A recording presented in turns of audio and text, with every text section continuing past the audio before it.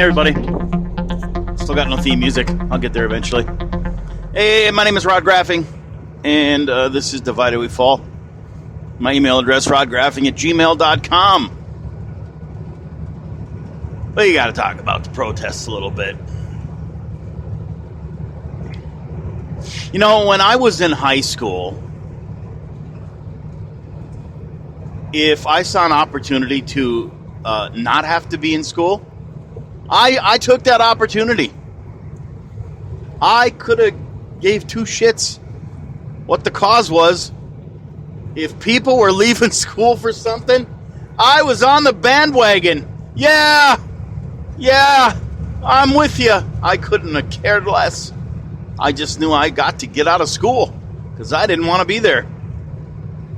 So to all you high school kids who think you got to leave school because of the election, I get it. Knock yourselves out. But look at it this way. In 4 years, most of you will be old enough to vote. So you could go take care of the problem then. Okay? Because that's how this country works. Getting a little bit tired of watching this shit and just watching it continue. It's been a week. It's Tuesday.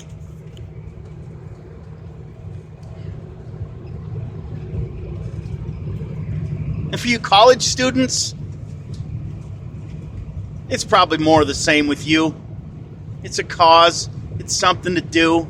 Go hang out with your friends. Don't get me wrong. I'm not saying that, there's probably a vast majority of them that believe in what they're doing. But I know there's an element as well of them that are just along for the ride. All right? Well, let me talk to you because you're adults. The high school kids, hey, you know what? You're still wet behind the ears. I get it. I'll leave you alone.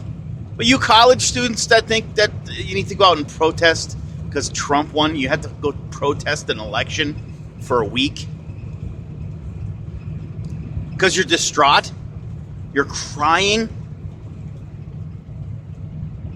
I heard one clip of a girl screaming how she's seriously going to fucking kill herself. I want to fucking kill myself. Ah, she's screaming, crying. And so some of these colleges are offering therapy pets, therapy dogs to comfort people, and counseling to help people deal with an election. So just on a little side note, if this is how you people react to the results of an election that didn't go your way, what the fuck do you do when, God forbid, a family member dies? What do you do then? Is this worse than that? I mean, let's really cut the bullshit once here. Let's just go right for what this is about. Is this worse than one of your family members dying? Is the election of Donald Trump worse than one of your family members dying?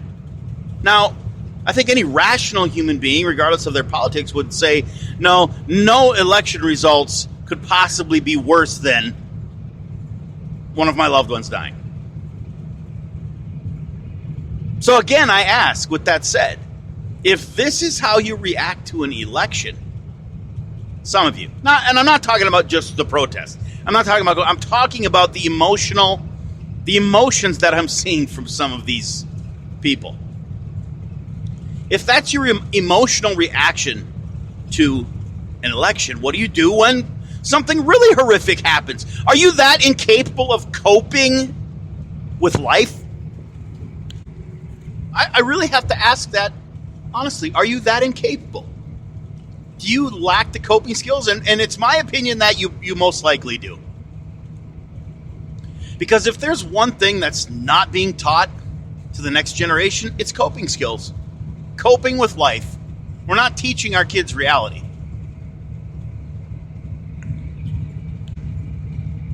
So let's look at some reality.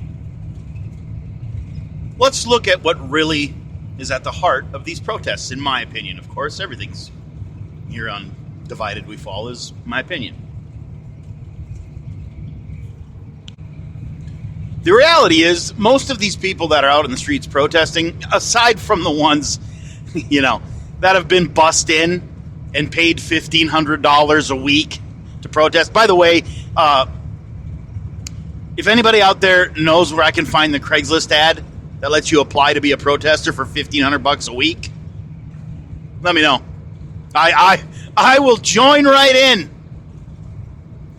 I will throw a fucking kerchief around my face and I will head out in the streets. Give me a torch, give me a bat, I don't give a shit. Give me whatever I need to carry. Give me a sign that says fuck Trump. For $1,500 a week, I'm there. Fucking hey Jack, I am. The reality is, a lot of these protesters have been sold a bill of goods. Well, who sold it to them? And what is the bill of goods? Well, I'll tell you who sold it to them. The media and the Hillary Clinton campaign, along with a little bit of a nudge from Barack Obama in the waning days of the campaign.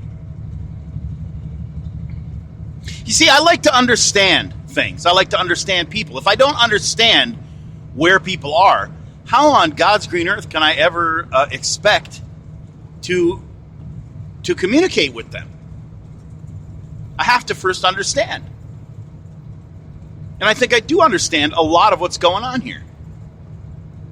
I would probably be out protesting too if I thought we had just elected the second coming of Hitler.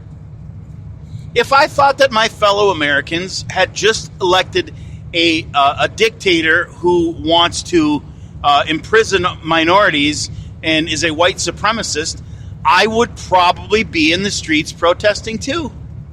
And that's exactly what has been conveyed to many Americans about the election of Donald J. Trump. Now, as I've said in past podcasts, I didn't vote this year because I didn't like either one of these two fucks. I had no time for either of them for a number of reasons, the least of which was Donald Trump's a fucking white supremacist, okay? That's horseshit. Even I know that. I listened to everything that was said throughout this election season. I've said that ad nauseum here too. I challenge you to find someone else who's heard as much as I have. Not saying I'm better than anybody else. I'm not saying I even understand what I've heard better than anybody else. I'm just saying I listened to it all. Left, right, center, everything. I heard what Trump said.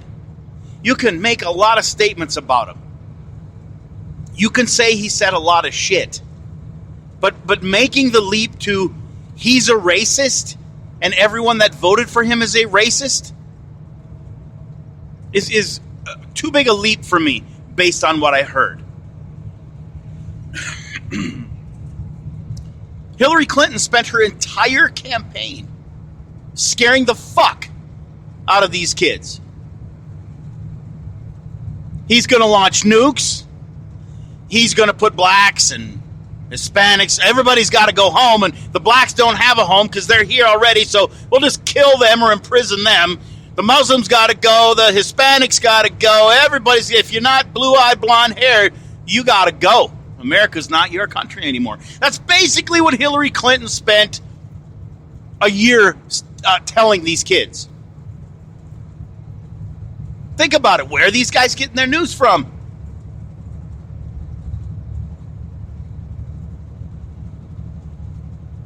Couple that with the internet and the shit that is on the internet that is false and wrong on both sides, but yet it's still there. Where do you think these kids get most of their information from? Twitter and fucking Facebook. And what's that been fraught with? More scare tactics. It's no wonder they're out in the street protesting. Problem is, they don't even know what they're protesting. They're protesting something that is not real. And if I'm wrong, let's just say for the sake of argument, I'm a dunderhead. I'm an idiot. I missed it all. Even though I listened to it all, I missed it all. Donald Trump truly is an evil, racist, misogynist, homophobic pig, and he's going to do all these horrific things to minorities. Let's just say that Hillary Clinton was 100% right. Shouldn't we, wait a minute just to see, just to make sure? Shouldn't we err on the side of caution before we go out and start burning shit down on the streets and protesting?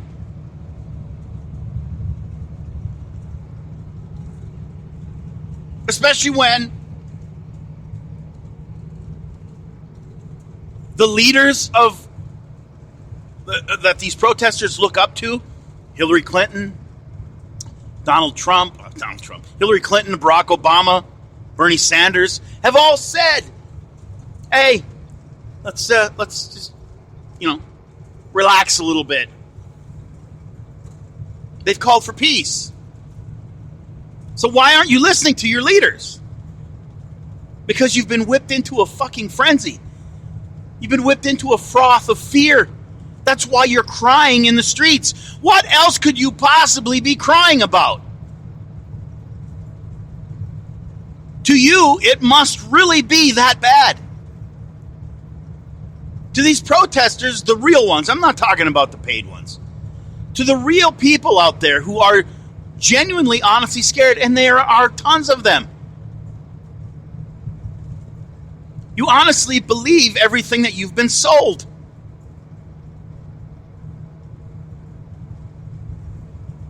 And you were lied to, for the most part, by a willing media who had an ulterior motive.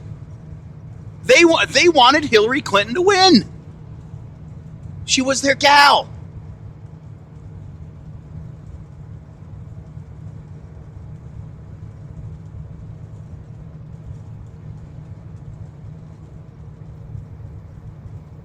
Have you actually listened to what Trump has said? Have you actually sat and listened? Because if you haven't, and you're all scared, and you don't know if you should go outside of your house, maybe you should go see what the guy actually says first, instead of the sound bites and what other people have said he said. Or how other people have interpreted the things that he said. Now, don't get me wrong. I'm not promoting Donald Trump. I'm simply trying to tell you that it's not what you think it is. It's not the end of the world. And it certainly isn't to a point where you should be crying and using therapy dogs and coloring books to get your head back on straight. Even if it is. You're still a goddamn pussy. Okay, let's just be honest. I'm just going to be straight up. Even if it is as bad as this bill of goods you've been sold, even if it's 100% right, you're still acting like a pussy. Stop that.